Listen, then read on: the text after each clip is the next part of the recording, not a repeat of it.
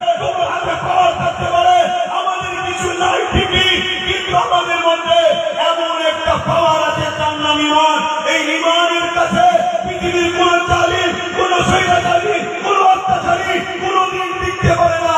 ইতিহাস খুলে দেখো, চেঙ্গিস খান 1 কোটি মুসলমানকে মেরেছে, 1 লক্ষ উলামাকে মেরেছে, হাজার খান মুসলমানদের মাথা খুলে দিয়ে বড় বড় মাদ্রাসা তৈরি করেছে। ইতিহাস খুলে দেখো, কি অত্যাচার করেছে।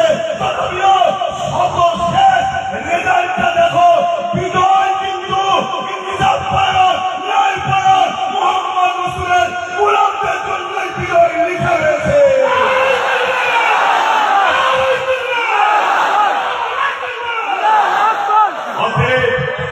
আমরা জানিয়ে দিতে চাই, তোমরা যতই চাও আমাদেরকে আঘাত দিয়ে রাস্তায় নামিয়ে হিন্দু মুসলমান করার পরিকল্পনা আমরা বুঝি, আমরা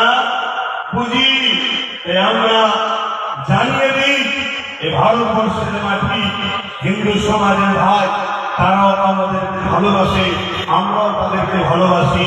তাই আমাদের ভাইদেরকেও বলবো, এদের খপ্পরে পা না দিয়ে আন্দোলন করতে হবে।